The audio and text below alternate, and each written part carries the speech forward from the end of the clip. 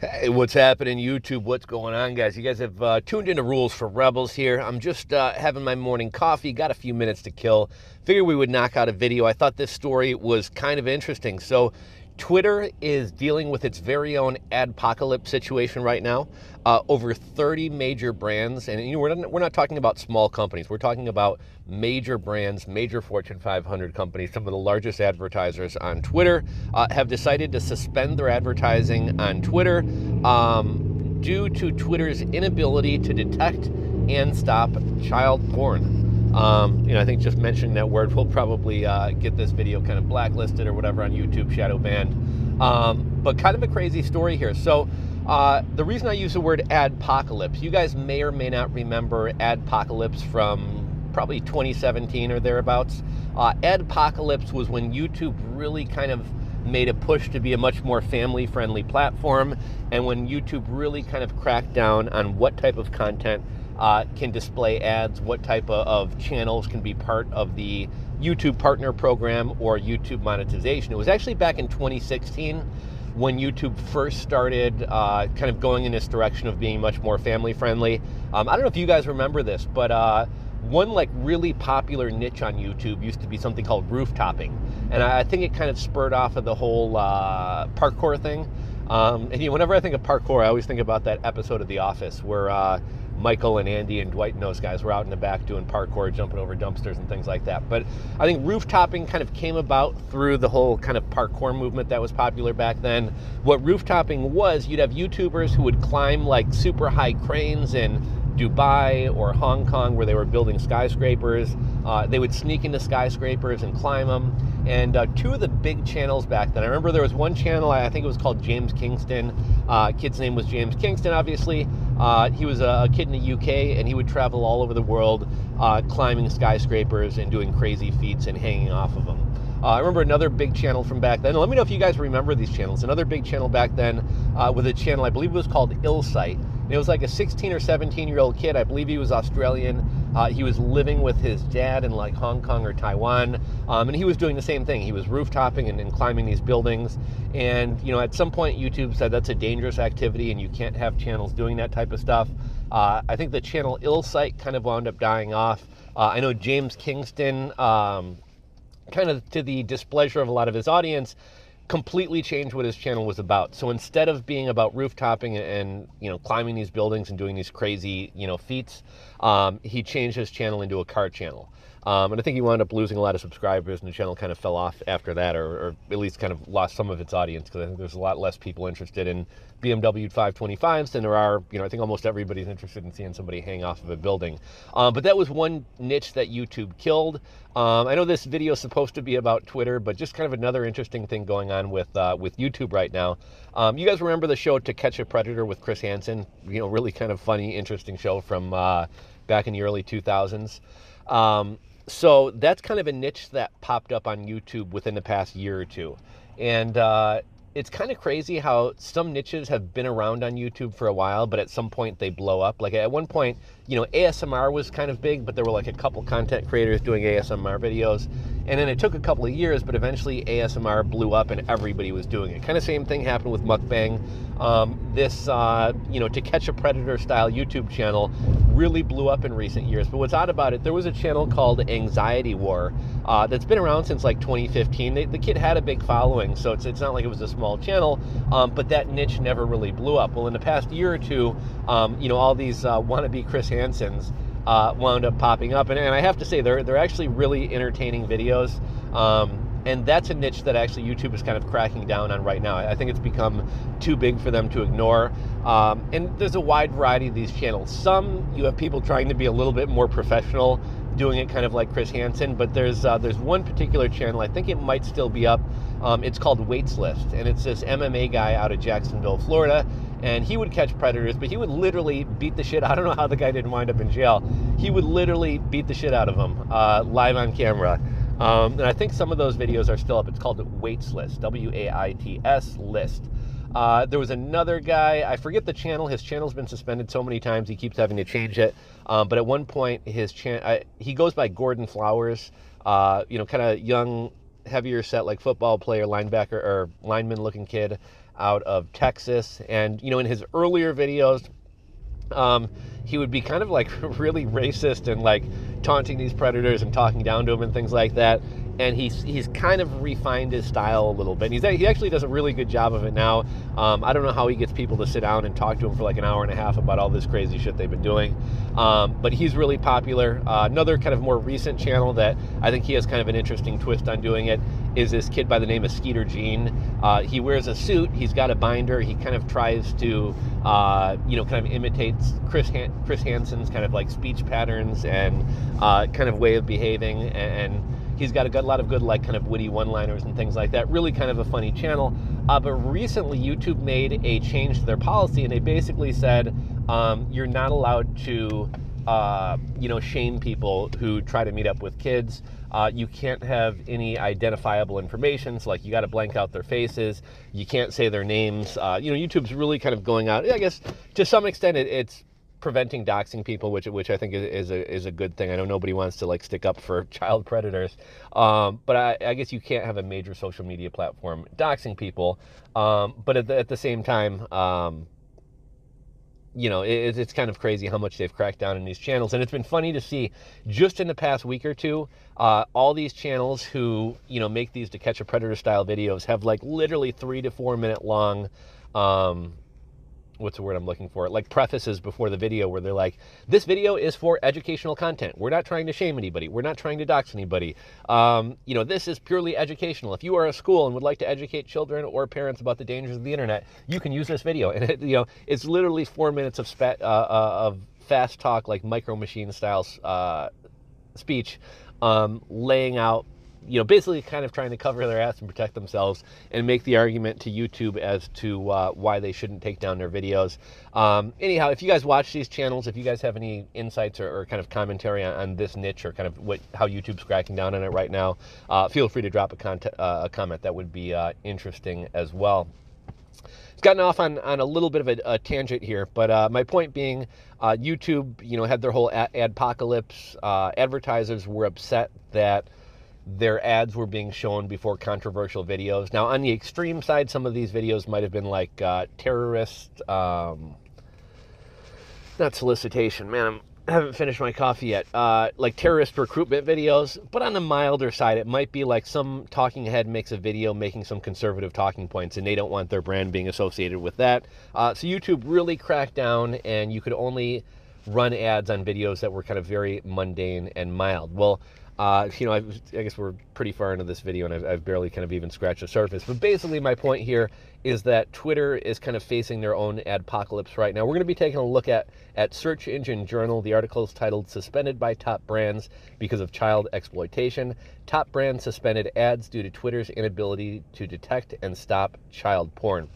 And here's what's interesting about Twitter, right? Like, I would consider, Twitter's kind of a failure as a company. They've never been successful at monetizing. It's a very toxic place. I think people realize it's one of the worst platforms in terms of censorship, and the platform itself is very one-sided. But despite that, I would still consider Twitter to be one of the mainstream social media platforms, and especially like in the world of news and journalism and politics, Twitter is probably kind of the leading platform. I mean, you would be hard-pressed to find a news article online today that doesn't have a Twitter screenshot or a Twitter tweet embedded into the article. And to some extent, the entire news industry, I mean, shit, I would say probably 30% of news articles are just talking about something that was said or done on Twitter. So it's weird that Twitter is such a mainstream platform. What's also kind of unique about Twitter is, unlike other social media platforms, Twitter allows hardcore pornography. Twitter is also a popular place for like escorts, hookers, prostitutes, whatever you want to call them. I mean, you'll see, escorts will run a Twitter account. They'll, put like a spread eagle beaver pic on there and be like, just landed in Chicago. Can't wait to see some clients, multiple shots on goal, multiple pops, GFE, Greek, like basically right out in the open, soliciting or advertising themselves, selling sex, and Twitter kind of has no problem with that. Obviously, you also have hardcore pornography on Twitter. Obviously Instagram is the place where like Instagram thoughts, were kind of created. Instagram has some risque content, but even Instagram kind of draws a line in the sand somewhere. And something interesting about Instagram, we're going off on all these tangents. Within the past day or two, Instagram actually permanently suspended Pornhub's Instagram account. Pornhub says that their Instagram account was always PG, and they said they're kind of being picked on. They said if you look at famous musicians, celebrities, actresses, Instagram accounts, somebody like Lizzo or Kim Kardashian, they said, will have their bare ass out on Instagram. They said, there's a lot of people doing a lot more risque things than them, but they're kind of being singled out because they're Pornhub. We'll see what kind of the resolution to that is, but what I'm kind of getting at here is it's kind of crazy how Twitter is so sensitive when it comes to, if you say there's only two genders, you're going to be kicked off of Twitter. If you tweet, I don't know if this is still the case, but at one point if you tweeted learn to code, you would be kicked off Twitter. Twitter suppressed the Hunter Biden laptop story. Twitter, when they want to, is very, very good at finding and censoring information, but when it comes to the exploitation of children, they seem to be very slow to act, almost like willfully ignorant or willfully slow. I know there was a famous story from a couple years ago where an underage kid, I think someone catfished him or got him to send nude images of himself to them. Those images were then posted to Twitter. He went to his mother contacted the FBI. The FBI, this kid's mother, I think their state's district attorney, were all contacting Twitter, trying to get these images taken down. And it literally took them months to take down the images. Whereas on the flip side, you say there's only two genders, and that image will be taken down within an hour. So Twitter seems to be really selective of what they take down. But let's hop into this article. So the article starts, at least 30 major advertisers have dropped advertising on Twitter after it was revealed that their ads were displayed alongside tweets soliciting illegal child abuse content. For example, a promoted tweet by a Scottish Rite Children's Hospital in Texas was shown alongside toxic tweets related to child sexual abuse. Advertisers revolt against Twitter. Reuters reported that at least 30 large brands have stopped their accounts when it was revealed that their promoted tweets were shown alongside toxic tweets. A Twitter spokesperson was promoted as saying that the research and conclusions by the cybersecurity firm, which studied tweets and accounts during the first 20 days of September 2022, was not representative of Twitter's efforts to combat illicit activities. But again, Twitter has a long track record of not stopping these types of acts. But the article by Reuters, is it Reuters? I always mess this up. Reuters or Reuters? Reuters. Reuters was quoted multiple big brand advertisers who were notified that their ads appeared next to the toxic tweets. Reuters quoted an executive from Cole Haan. "We're horrified," David Maddox, brand representative at Cole Haan, told Reuters, after being notified that the company's ads appeared alongside such tweets. "Either Twitter is going to fix this or we'll fix it by any means we can, which includes not buying Twitter ads." Twitter's inability to accurately detect toxic content. The background to Twitter's toxic content problem first came to light within an article published by The Verge. The article recounts a Twitter project to create a platform similar to OnlyFans where users can pay to share sexually explicit content. And this is kind of interesting. I had never actually heard about this. I guess had Twitter been able to kind of master this, maybe they would have been a serious competitor to OnlyFans, which has grown to be a huge business. Apparently Twitter was kind of trying to be like an OnlyFans, allow adult content creators to either monetize and kind of gatekeep videos or maybe subscribe to their channel or do some type of subscription plan. But before launching this new service, Twitter tasked a group of employees to test if Twitter could be successful in weeding out harmful content so that the platform didn't devolve into the sharing of illegal content. The group of employees were called the Red Team. Twitter's project was halted when the Red Team determined that Twitter was incapable of detecting abusive and toxic content. The Verge article was quoted as saying, "What the Red Team discovered derailed the project. Twitter could not safely allow adult creators to sell subscriptions because the company was not, and is still not, effectively policing harmful content on the platform." Twitter cannot accurately detect child sexual exploitation and non-consensual nudity at scale, the Red Team concluded in April of 2022. The company also lacked tools to verify that creators and consumers of adult content were of legal age, the team found. So in the spring of 2022, Twitter concluded that it was ill-equipped to launch a service and it was shelved.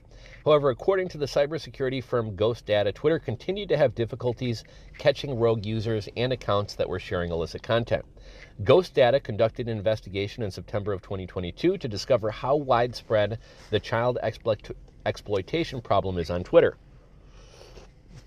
Starting with a group of known child exploitation accounts, they mapped out toxic accounts through the linked followers, social connections between accounts, eventually identifying over 500 accounts responsible for nearly 5,000 tweets related to illicit child abuse activities. The researchers noted that these accounts were all in English and that they had investigated the child abuse Twitter networks in other languages. They concluded that further research into accounts in non-English accounts may reveal even more users sharing child abuse content. Let's see here. Researchers claim Twitter ineffectual. A startling finding from the report is that Twitter only took action against just over 25% of the accounts that they identified as sharing explicit child abuse content.